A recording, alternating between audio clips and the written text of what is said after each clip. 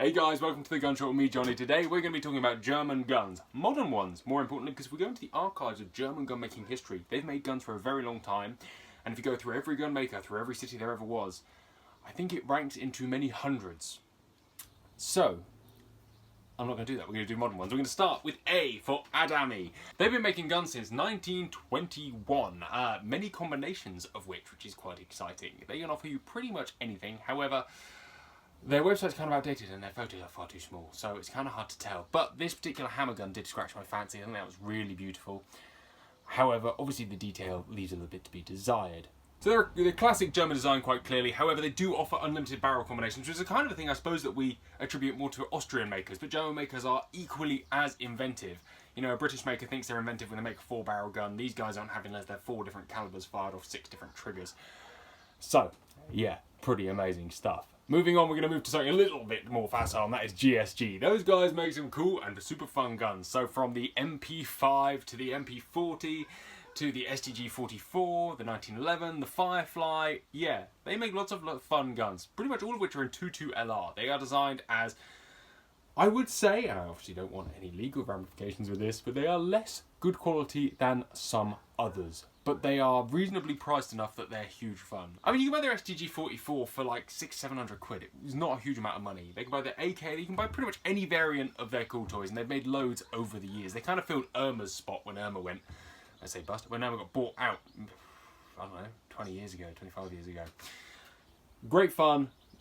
Don't buy one if you want something serious and super stupidly accurate, but that is not the point of buying a GSG. You buy a GSG because guns can be fun. Next we move on to Merkel. Merkel makes some amazing guns as well. I'm a huge fan of their single shots, always been a huge proponent of K3, really love the K120. They've replaced all of that now with the K5. Well, we'll see how that goes. I've not seen one yet, but they look exciting. They look kind of, essentially what they are is a lot of the K120 technology, which is cool, you know, removable bolt faces, that kind of thing, in a K3, K4 hybrid type of thing. It looks interesting. We'll see. Is it going to be as nice as the K3? From people that I trust, they say it is not as nice as a K3, and it's just like them trying to compete in a market based on price and cool toys versus a rifle that is quality. Sorry, I've been bitten on my hand, so I will be scratching that a huge amount because I live in a swamp. Anyway, moving on, they also do the Helix, which is kind of what they're currently more famous for. It comes in an array of very pretty specs, if you want, but the basic one is just a good, fast killing machine. And I say killing machine purely based because that's what it's for. It's for super fast reloading in places you can't have semi-automatics. They make it in every caliber and variation under the sun. And the beauty is that same action takes all the way from treble 2 all the way up to 9.3 by 62R or 7mm Rem mag, whatever you want. Huge calibers, all off the same action, which is quite exciting. They also do doubles, very reasonably priced, good doubles, and it's kind of, there's only 2 or 3 companies that you can go to and buy a quality double now without it costing you an arm and a leg or being crap. And I say crap, being of a quality that I would not depend my life upon is probably a fairer one, I think. Anyway, next is Diana. Diana Airguns is, well, I suppose not really entirely German anymore, that's not the point. They make this, which is a K98 airgun. That's quite smart, but they also make PCPs, they make brake barrels. Diana have been around for ages. You know, most of us started on an old Model 24, 23, Model 23 when we were kids. You know, the original fairground gun. They also make one called the Oktoberfest Affair. I feel the need to buy one of these purely based on the fact that it's called the Oktoberfest Affair. Anyway, because apparently at every Oktoberfest there's a little shooting range, and this is the gun that you have there, which I suppose is the equivalent of our fairground Model 23s, but this looks a lot nicer. But I guess that's why, you know, you go to Oktoberfest in Germany, not to the fair in town. Anyway, Haenel. Haenel is linked to Merkel quite largely, but they were both, well, again, the history of Merkel and what it was and what it is now is long and dull, so I'm not going into that. Haenel make lots of guns. Their sort of more sporting arm at the moment is the Jaeger 10, which is a bolt-action rifle. They do make the Jaeger 9, which is a single-shot Kiplau type of thing, and is very reasonable, or was very reasonable. It's not really very nice, though. Or maybe that's a lie. It's not as nice as the K3s and the K95s and all the pretty stuff we'll talk about later, because it's significantly cheaper. However, it's got all the same trigger tech, cocking tech, and all this kind of thing. So it's worth saying now that Germans are really a huge proponent of disconnected cocking systems, or separate cocking systems, or cocking safeties, or whatever you want to say. And I think that's a nice thing. It seems to be more and more common nowadays that you get a rifle and you can load it. And instead of having a 3-position safety, you'll just have it so that it's loaded and you can pull the trigger at someone as much as you like it. It's not cocked, just completely disarmed, completely safe. I think it's a great thing. That seems to be coming through on all of their guns. It's a huge thing now. Anyway, Haenel don't just make sporting arms, they also make sniper rifles. They make military long-range tactical systems, as you can see, and they also make semi-automatic rifles. Not that I have an authority to comment on those, but they do look very pretty. We will be talking a lot of black rifles today, because that seems to be what Germany still makes a huge amount of, as much as anything else. Next, Thomas Spoor. Thomas Spoor makes guns. Colour case hardened Mausers have always been a massive thing on my list, and actually it's about the only time I can really accept the addition of gold in any gun is on a colour case hardened gun, and when it's only gold outlining. I think it's beautiful. Also, check that out. This gun needs no explanation whatsoever, and if you don't like it, well, there's probably something wrong with you, because that is a thing of beautiful. They have a whole page on the website donated to pistol carbines. I think it's really stunning. In fact, I really want one, and I'd own it in straight pull. I just want it very badly. It's about the only time where you'll see me lusting after something that's not a classic sporting rifle, is one of these. Anyway, they also do the multiple barrel, multiple caliber guns as well. The 4-barrel shotgun, 3-barrel shotgun is awesome. I like that a lot. Double rifles, of course. You know, there's a lot to be said for these guys. They make really very pretty guns. This is a particular high on my list. It's cool. It's got all sorts of Celtic-y, Nordic-y stuff going on. It's got Valkyries. It's got an Odin. It's got all sorts of stuff I like. I hope you do too.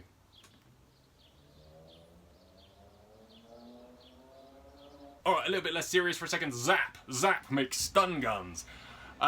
They're illegal in the UK, but they're not in the rest of the world, and they're kind of still a gun maker. I mean, look at that. It looks like a pistol. It's bright green, and small, and for tasing people. There you go.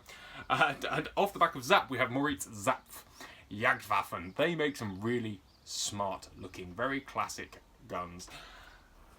I'm a huge fan of a folded cheek piece. I'm not sure if I'd have one on a gun, a regular works gun, but they are a beautiful thing. They also make this, which is a modernised-ish Mauser bolt-action rifle with thermal stock on the works. I think that's quite smart. I would quite probably own one of them. I think the Mauser 98 is as solid as you like action. And it's old-fashioned. That makes me quite happy. I like that. Anyway, I thought that was quite smart with the synthetic stock. They also do the old classic doubles, drillings, Spock drillings, whatever you could ever possibly want. Because, well, custom is the name of the game for most of these guys we're going to talk about today. Well, that's a lie. It's a good mixture of custom and manufactured stuff, which I suppose leads us nicely onto the next one, which is Walther, or Walter. They make lots of guns too. Obviously, known for their pistols, but today we're going to be talking about their air rifles to start with. They make like Germany seems to rule the small bore target air rifle and rifle market, and we will talk about a lot of those people. But between them and Austria, they pretty much have taken every medal ever. Well, that's not entirely true, but they usually take up most of the podium. But like I said, it's not just air rifles. They do pistols, rifles in 2.2LR as well, for target shooting purposes. Oh yeah, and look at that. They do loud, small, semi-automatic things too. Haenel is linked to Walther. Obviously, they make air rifles as well. Great air rifles indeed. They're like the budget version. So Sig, are we allowed to talk about that yet, or is that still a bit too fresh? Anyway, they did make the P226 and the P2320, two very iconic pistols, and the 200, the rifle, and they make that in the Phoenix and the Max version. I must admit, I think that Phoenix actually looks quite smart. You know, it's not usually my cup of tea, but I quite like it. I think maybe just marketing is rubbing off me. I am actually finally paying attention. It's a large white in the garden. Paying attention to chassis rifles more than I ever did before. Anyway, as you all know, SIG Germany is said to be closing down, gone bust, moving on, changing. Sad, very sad. Who knows what will happen there, but the name will live on forever, at least in the copied air pistol versions that are still going. On a similar sort of line is H&K, Heckler and Koch. They, well actually on a separate note, every single German site you go on has a picture of their premises. Very large and imposing premises. It's a very German thing that I haven't found when researching any other country's gun makers. So yeah, here is a picture of H&K's very large premises. Obviously, the MP5K in 9mm semi-automatic. After the MP5, you've got a hell of a lot of guns they make. The P30, the USP Elite, the Sauer, the G28Z, MR308, all sorts of exciting stuff that perhaps isn't entirely, you know, the sort of things we usually talk about. But it wouldn't be a German video without talking about all of German's guns. Obviously it's not just small stuff they make really large machine guns as well, much like this, the MSG90. Obviously it's not small stuff they make as well, they make very large military arms, as you can see. Anyway, moving on from H&K to a slightly smaller maker, Waffenberg, they make something called the BR10. They make a 308 and a 223 AR platform gun. Really not that exciting at all. Wouldn't be anywhere without talking about Lothar Walther. Very quickly, they make some of the best barrels in the entire world, for air guns, to rifles, to anything that takes a barrel, really. Which does move us on to an airgun manufacturer, Weihrauch. Weihrauch are probably one of the best known airgun manufacturers in the world. They make spring guns, PCPs, the 97 wins lots of competitions. It's sort of the gun that everyone buys and tunes. It's amazing. It's kind of been taken over in popularity by the 95, that's by the by, and the HP 100 was one of the best PCPs of its day. It's starting to get a bit dated, depressingly. Actually starting to get a little bit dated with FX actually putting significantly better packages together in terms of shot count, power, usability, all this kind of thing. However, I still use Weihrauch because they're simple. And simplicity has a lot to answer for. You know, when a gun breaks, you kind of want it to be fixable, and the Weihrauch 100 definitely sits in that category, as do all Weihrauch. They do make something called the HW88, which is a revolver, which takes me on to the next thing, which is Hermann Weihrauch, which is clearly connected through various means, but they make revolvers from single action, double action, short looking things. The other name that Hermann Weihrauch revolvers come under is Arminius, as you would have seen on the original label, and this is the Arminius target. Quite smart. Next we're back into a proper gun maker, Ziegenhahn and Son. Yeah, these are quite nice. Side-by-sides, rifles, the works. Beautiful, really nice to put together. Significantly more artistic than the last 5 makers, and actual true gun making as opposed to, you know, making guns, which might sound a little bit sad and a little bit... Alright, that might be a little bit sceptical, but that's by the by. These guys make really pretty guns, and after talking about the last guys who mostly just make black guns and air rifles, yeah, these guns are stunning. I think you'll agree that this pair, which we've seen 2 or 3 times now, I think we'll agree that this pair that I've shown you before and we'll show you again now are just a bit yummy. Next are Anschutz. They make rifles and air rifles for target and hunting purposes. These first 2 are their target setup. However, most people know them for their 1417, which is a UK specific model, at least. So the UK people know from 1417 that had a walnut thumbhole stock, which was very, very popular. They now have made very, very, very many variants of this. They make many centerfire bolt actions we don't see in this country particularly, but they are really nicely put together guns. They were for a long time the pinnacle of bolt action rifle rimfires. It's probably been taken from them now, but they are still amazing, and yeah, can't really say a bad word about Anschutz, can you? Next is Tesro. Tesro make match air rifles and air pistols, beautifully engineered things that are used by the very poshest of the posh, and they also have a very large building. Next, a maker of revolvers, Treble and Treble. They make this revolver. That's pretty much all I could find out about them. It's nice, I suppose, if you like that kind of thing. Umarax, the guys that make the air pistol copies and air rifle copies of everything else we've talked about and will talk about. From MP5s to Browning submachine guns to all of the SIG pistols to everything you could ever want. Umarax Legends range has pretty much any old gun that you could ever want, but in an air pistol format, so you can own it in countries where you can't own anything else and use it in places you couldn't use them if you could own them in those countries, which is quite exciting. They also make air rifles too. Next, Unique Alpine makes bolt action rifles, mountain rifles, targety looking rifles. They make a really big selection of bolt action rifles, seemingly made all around the same action, dressed up in different guises. Some look really nice, some look less nice. Prinz is the next one, and this might have featured in Austrian gun makers by accident. Go and check that out if you want a slightly bigger overview. They make some really smart things, from an artillery lockup, single shot, all the way through to large double rifles, drillings, some really very pretty things from Prinz. And I do apologise to all the Austrians out there for getting that in the wrong country, and all the Germans for getting it in the wrong country, but it is beautiful, and that lockup system is particularly neat. I like it very much. Next, a little shout out to Rodale. Rodale makes silencers. They make some really smart silencers made of all sorts of exciting new things. They seem to be at the forefront of silencer technology. Whether they are the best in the world, who knows, but they are certainly some of the most cutting edge, and that counts for something. Which leads us on to Sauer. Sauer, well, where would we be without Sauer and Son, maker of some of the finest bolt action rifles known to man. That being the 202, at least. I'm a big Sauer bolt action fan, actually. I mean, I like a lot of things, so they're not really at the top of my list, but they're well on my list. I love the 202, I don't really like the 100. The 404 is a work of art, but it's a huge amount of money. I like them. Where would we be without them? They've been around forever and a day. Yeah, if you haven't heard of Sauer rifles, go and learn about them now. They also make semi-automatics, and they make shotguns, and they used to make shotguns back in the day, so you'll see some old Sauer side-by-sides out there. And pretty much, synonymously, they've had great quality over the years. They also have a custom shop. Of course, they have a custom shop, so you can go and get whatever you want. They are, of course, part of the group that owns other gun makers in Germany too, but we'll talk about that another time. Walther and Schilling makes this beautiful falling block. I think we'll all agree that it is stunning. Also, they did this to a scope. I think that's really, really exciting looking. And maybe that's just me being a child, but I thought that's particularly beautiful. They also make this weird old target looking thing. They make a repeater, bolt action. They make all sorts. I think you'll agree that all of their guns are stunning and no more needs to be said about it. Schmeisser make a bolt action AR-1522. They also make a straight pull 223 for use in this country. They also make other guns too. You can't have here semi-automatics, mostly. And here we have another good one. And Germany is quite split really. Should have just done it on German fine gun makers, and then we'll have to talk about a lot of other people. But Hartmann and Weiss are somebody that are definitely worth talking about. These are beautiful guns. Pretty much anything your heart could desire from Hartmann and Weiss. A full-length Stutz and Kiplau, bolt-action classic safari Mausers, double shotguns, double rifles. Yeah, I don't think there's many on here that you'll find that you don't like, because, well, they are the best of the best. Or at least one of the best Germany has to offer, which is pretty good.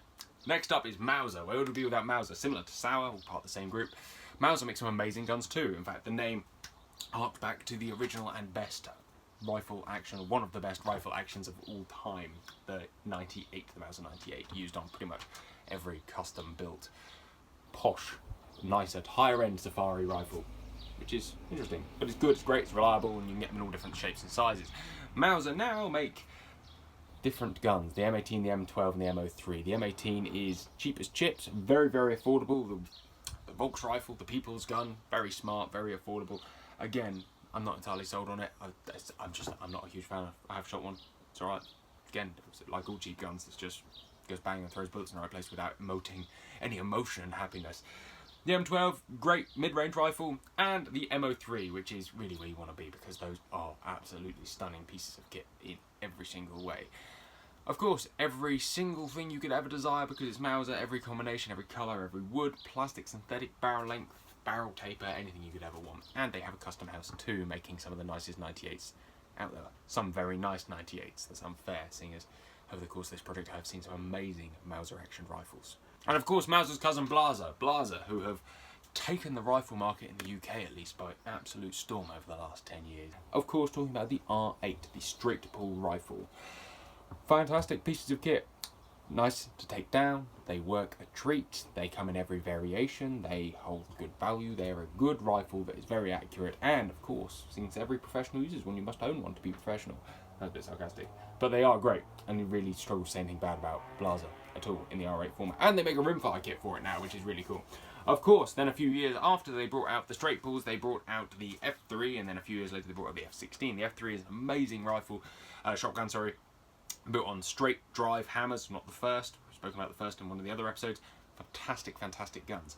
The F16 was built as a slightly cheaper option, a more conventional action, perhaps a little bit easier to work on for the everyday gunsmith. So if you're living in a different part of the world where there's not a local Blaser dealer, you could get away with that, and they're a lot easier to fix and repair. However, they are significantly less good, I believe, than an F3, just in terms of internal mechanism for what you get. Anyway, there you go. Cute F16 owners going, nah. They're a great shotgun, they shoot really nice, and I can't say anything bad about the way they shoot, just a fairly unexciting internal action by comparison to the F3, which was really, really exciting, and I love it to bits. At this point, I should say, if you like this video and like a few of our videos, please consider becoming a channel member. There's a button down there that says join. Click it. And if you're using something where there isn't that button, you can go into our description of this video and there will be a link to it. Click join, it's £2.99 a month, and you will fund us, helping us make some awesome content. Anyway, I appreciate it, thank you very much. If you haven't even subscribed, make sure you do subscribe and like this video too. Moving on.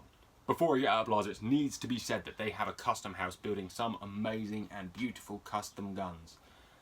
Yes. So as much as, you know, Blaser, Mauser, Sauer do make the cheaper end, they really cover the entire spectrum. They also make the K95 little single shot.